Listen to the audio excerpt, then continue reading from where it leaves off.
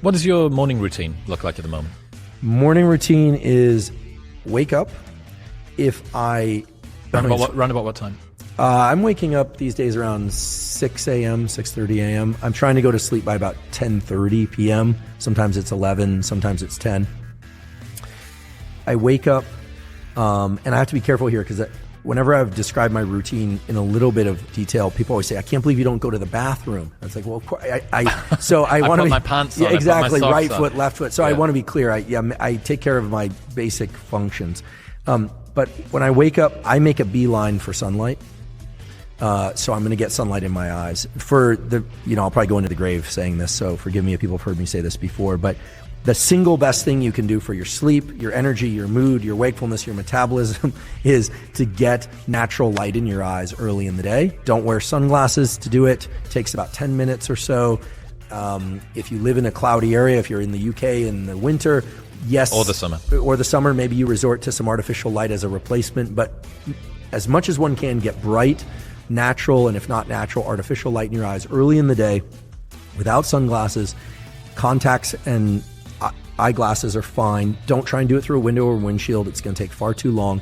This sets in motion a huge number of different neurobiological and hormonal cascades that are good for you, reduces stress late at night, offsets cortisol, a million different things really that are good for you. So I get that. And yes, sometimes... Is that a walk? Doing a little walk? Ideally, that would be a walk, but sometimes we'll just go into the yard and have some coffee and soak in whatever sunlight through the clouds. If it's a cloudy, overcast day, it might be 20, 30 minutes. If it's a very bright day, it might just be a few minutes. But really, the quality studies on humans that have looked at this say, try and get as much natural light as you can in the morning hours, whenever it is that is for you, especially the first 3 hours after waking. If you can work outside, great. If you can get near a window, because as opposed to just in a dark conference room, that's better. But if you can get outside, that would be fantastic. So I get sunlight. I hydrate, I drink water, and then yerba mate is my favorite form of caffeine. Are you waiting? How long are you waiting from 90 to 120 minutes. Are you doing any salts during that time? Are you taking any electrolytes in? I am a fan of water with element. Yep. Before I had element packets, I would just take a little bit of sea salt or pink salt. What's your favorite element flavor? I like them all. There's one I don't like. I'm not a fan of the chocolate one, but I like it. Some people love it. My podcast producer, his wife loves that. So I give it to her, the chocolate mint one. But I like the raspberry, the citrus one. I love that stuff. Mango chili is, have you opened the mango chili and breathed in shortly afterwards? It's like being pepper sprayed. No, it's absolutely insane. It's like being blasted in the face. But yeah, I mean, that's just the best way. That cold glass of water and that first thing in the morning. And I mean, it was you who reassured me of what I thought was bro science about your adenosine system not being active for the first 90 minutes. And if you're going to pump caffeine onto that, you're not really actually acting on that. Your adrenal system is the one that you need to be looking at, optimal hydration, all that sort of stuff. It's just such a good way to start the day. So, okay, we've got 90 minutes deep. What have you been doing in that? You've had your light in the eyes. What have you been doing between that and the yerba mate 90 minutes? I do everything I can to not do email, not do social media, and to take care of a few critical tasks. These days, I have this obsession with trying to do one cognitively hard thing a day, and one physically hard thing a day. Now, not extreme physical, not David Goggins level workouts or anything, but in that 90 minutes, I'll typically try and read a research article start to finish, or I'll work on a document that I might be doing a grant or a research paper, or planning a podcast or researching a podcast. I try and get my brain into kind of a linear mode. I try and narrow that aperture. Because if I don't, the distraction that's created by social media and interactions with others can kind of wick out into the rest of the day. So I'm not necessarily trying to finish something in that time, but I try and do something challenging. I experience great pleasure from battling through something mentally challenging. But that's something that I built up since my university years, when I was about 19 or so, got serious about school and really started to experience the deep pleasure of like, I figured that out, or like, that was really tough. I don't always succeed, but that's what I'm doing in that hour to 90 minutes. But I confess sometimes we'll take a walk during that time and maybe talk through some things that are challenging, or sometimes I get lazy and I'll miss a day of that cognitive challenge. Then I do caffeine about 90 to 120 minutes after waking. And even though I prefer to work out earlier, I generally will then do some sort of physical workout. I have a very consistent routine. I've done it for 30 years where I weight train for 45 or minutes to an hour every other day. And occasionally I take an extra day off.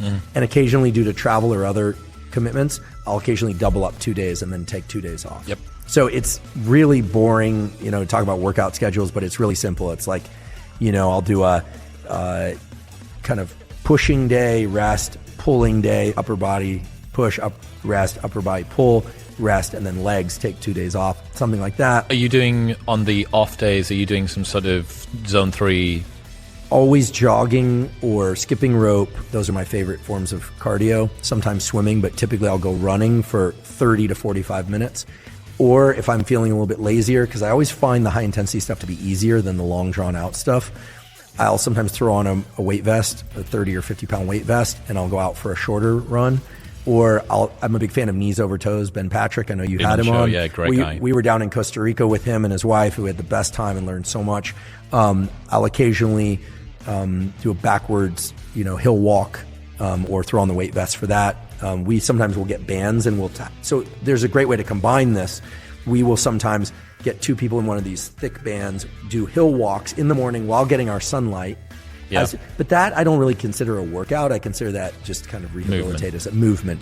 So on the off days, I'm doing cardio, and sometimes that's in the morning, sometimes that's in the evening. I do not like to weight train in the second half of the day because I like to be really caffeinated when I weight train. I like to listen to loud, fast music. Most of the time, not always. I keep my phone out or off for most workouts. Podcasts maybe if I'm running, but I really try hard when I'm working out to just focus on the workout. And those workouts, the weight training workouts, are always 10 minutes or so of warm up and then no more than 40 to 50 minutes of really hard work. If I do train hard any longer, I don't recover enough to be able to come in a few days later.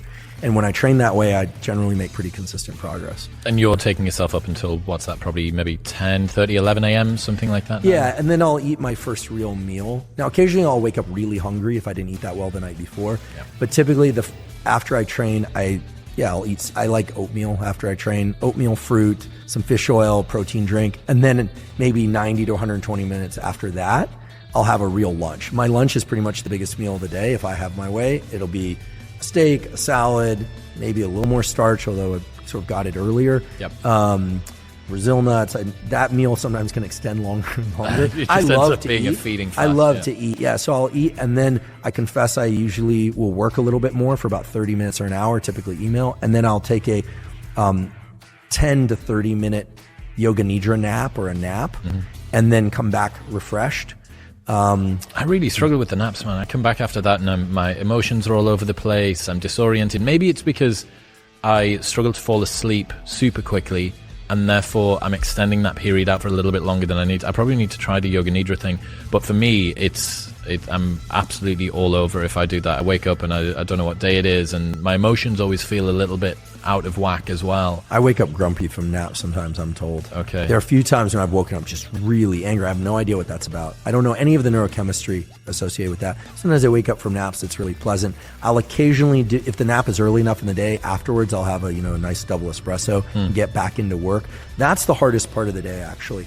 If I was well structured in the early part of the day, it's that 2 or 3 p.m. The key is then to try and get something really useful done cognitively again. So some people might look at this and say, wait, you're working for an hour in the morning and 30 minutes here and an hour in the afternoon. When are you actually working? But it's really about the depth of the trench when you're working. And so if I'm going to drop into something again for a few hours in the afternoon, I'm really going to drop into it. And that's typically phone off and out of the room. And my goal is to get to the evening time so that I can do the things that I want.